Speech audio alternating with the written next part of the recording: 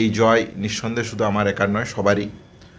এর পাশাপাশি যে কথাটা আজকে বলা অত্যন্ত প্রয়োজন সেটা হচ্ছে, আপনারা দেখছেন যে শুধু আমি নয়, ওয়েস্ট বেঙ্গল জুনিয়র ডক্টরস ফ্রন্টের আমাদের আরও যারা সহকর্মী আছে, এছাড়াও সিনিয়র ডাক্তার, চিকিৎসক যারা আছে, যারা আন্দোলনের সাথে এক কথায় যুক্ত ছিলেন, তাদের উপর নানান ঘাত প্রতিঘাতের জায়গায় নেমে আসছে বিভিন্ন রকমভাবে।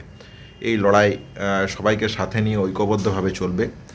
এর পাশাপাশি যেটা বলার সেটা হচ্ছে যে, আজকে রাজ্য সরকারের পক্ষ থেকে অ্যাডভোকেট ছিলেন, senior advocate Kapil Sibal sir ছিলেন। কিন্তু আমার যে কথাটা অত্যন্ত সুস্পষ্ট হয়ে বলতে চাই, এই ধরনের একটা পোস্টিংয়ের মামলার ক্ষেত্রে এই পরিমাণ বিপুল জনগণের ট্যাক্সের টাকা খরচ করার আর কোনো সদুত্তর আমি অন্তত খুঁজে পাইনি।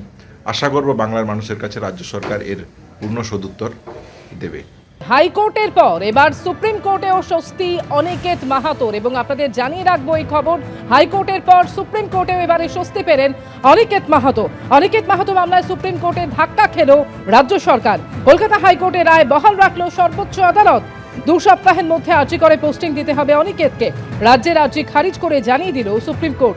সিঙ্গেল বেঞ্চের রায়কে চ্যালেঞ্জ করে ডিভিশন বেঞ্চে যায় রাজ্য সরকার। সিঙ্গেল বেঞ্চের রায় বহাল রাখে ডিভিশন বেঞ্চ এবং এরপর সুপ্রিম কোর্টে যায় রাজ্য।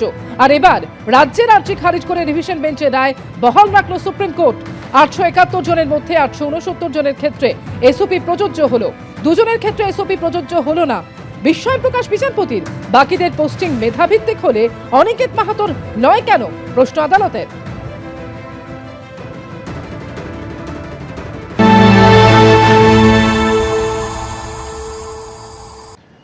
এই জয় নিঃসন্দেহে শুধু আমার একার নয়, সবারই। এর পাশাপাশি যে কথাটা আজকে বলা অত্যন্ত প্রয়োজন সেটা হচ্ছে, আপনারা দেখছেন যে শুধু আমি নয়, ওয়েস্ট বেঙ্গল জুনিয়র ডক্টরস ফ্রন্টের আমাদের আরও যারা সহকর্মী আছে, এছাড়াও সিনিয়র ডাক্তার, চিকিৎসক যারা আছে, যারা আন্দোলনের সাথে এক কথায় যুক্ত ছিলেন, তাদের উপর নানান ঘাত প্রতিঘাতের জায়গায় নেমে আসছে বিভিন্ন রকমভাবে। এই লড়াই সবাইকে সাথে নিয়ে ঐক্যবদ্ধভাবে চলবে। এর পাশাপাশি যেটা বলার সেটা হচ্ছে যে, আজকে রাজ্য সরকারের পক্ষ থেকে অ্যাডভোকেট ছিলেন, senior advocate Kapil Sibal sir ছিলেন। কিন্তু আমার যে কথাটা অত্যন্ত সুস্পষ্ট হয়ে বলতে চাই, এই ধরনের একটা পোস্টিংয়ের মামলার ক্ষেত্রে এই পরিমাণ বিপুল জনগণের ট্যাক্সের টাকা খরচ করার আর কোনো সদুত্তর আমি অন্তত খুঁজে পাইনি। আশা করব বাংলার মানুষের কাছে রাজ্য সরকার এর পূর্ণ সদুত্তর দেবে। অনিকেত মাহাতো মামলায় সুপ্রিম কোর্টে ধাক্কা খেল রাজ্য সরকার। কলকাতা হাইকোর্টের রায় বহাল রাখল সর্বোচ্চ আদালত। 2 সপ্তাহের মধ্যে আর্জি করে পোস্টিং দিতে হবে অনিকেত মাহাতোকে। রাজ্যের আর্জি খারিজ করে জানিয়ে দিল সুপ্রিম কোর্ট। আর সুপ্রিম কোর্টের এই রায়ের পর চিকিৎসক আশফাকুল্লাহ নাইয়া কি বললেন শুনুন।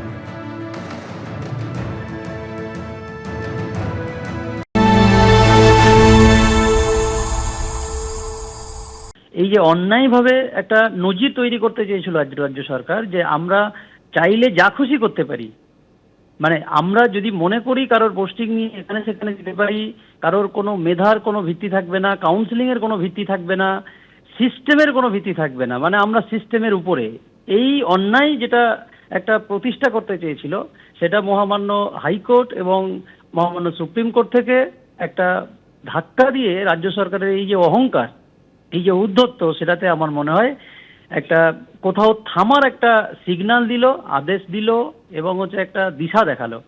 এরপর আমি বলবো রাজ্য সরকারের উচিত যে এরকম ধরনের অন্যায় ভবিষ্যতে যাতে না হয় সেদিকে নজর রাখা। কারণ শুধুমাত্র 3 জন ব্যক্তি নয়, ভবিষ্যতে হাজার হাজার লাখ লাখ ডাক্তার হবে যারা মেধার ভিত্তিতে বিভিন্ন জায়গায় কাউন্সেলিং করবে এবং বিভিন্ন জায়গায় মানুষের পরিষেবায় যুক্ত থাকবে। এবিপি আনন্দ, এগিয়ে থাকে, এগিয়ে রাখে।